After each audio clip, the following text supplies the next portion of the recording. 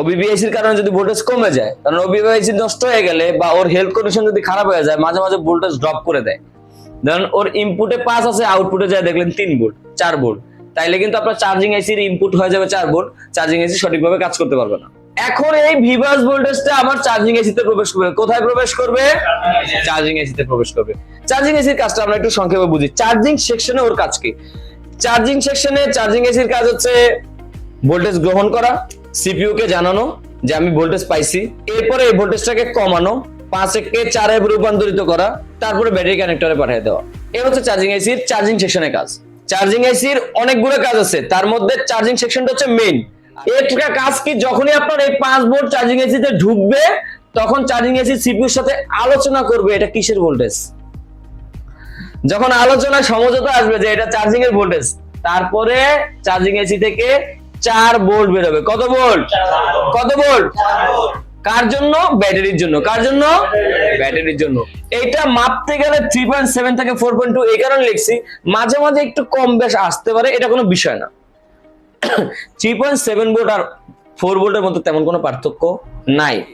3.7 থেকে 4.2 এই যে বের হয়েছে ভোল্টেজটা, এই ভোল্টেজটাকে অ্যাম্পিয়ার বাড়ানোর জন্য এখানে হাইএলডিও ব্যবহার করা হয়েছে। হাইএলডিও বাক কয়েলের কাজ কি? ভোল্টেজ ঠিক রেখে অ্যাম্পিয়ার বাড়ানো। কয়েল দিয়ে কি হয়েছে? কয়েলটা কেটে গেল, তো ভোল্টেজ আসবে কিভাবে? কয়েল কেটে গেলে তার ভোল্টেজ পাস হবে না, হবে?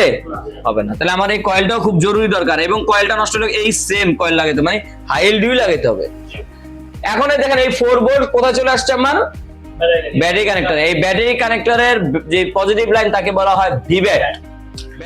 এবার আমরা জানবো BSI, battery system indicator. Battery system indicator, এই বিএসআই টাকে এখানে দুইটা ভাগে ভাগ করছে, একটা আইডি একটা থার্মাল। বিএসআই বা আইডি থার্মাল লাইনের কাজ হচ্ছে ফোনের ব্যাটারির পার্সেন্টেজটাকে শো করা। কোন ফোন কাস্টমার নিয়ে আসে, লেখা আছে চার্জে লাগাইলে একটু পরে লেখা আছে চার্জিং স্টপ।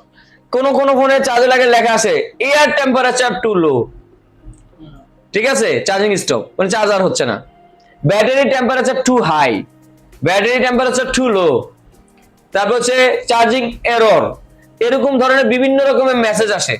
যত রকমের মেসেজই আসুক না কেন, আপনাকে মাথায় রাখতে হবে এই মেসেজগুলো আসে হচ্ছে আইডি আর থার্মাল লাইনে কোনো সমস্যার কারণে। আমাকে জানতে হবে যে থার্মাল লাইন আসলো কোথা থেকে। দেখেন এটা কি আইসি? পাওয়ার আইসি। পিএম মানে পাওয়ার ম্যানেজমেন্ট। পিএম মানে কি? পাওয়ার ম্যানেজমেন্ট, মানে পাওয়ার আইসি। পাওয়ার আইসি থেকে একটা ভ্যালুয়েবল রেজিস্টার, কি নিয়ে? এই যে ভিআর। ভিআর মানে কি?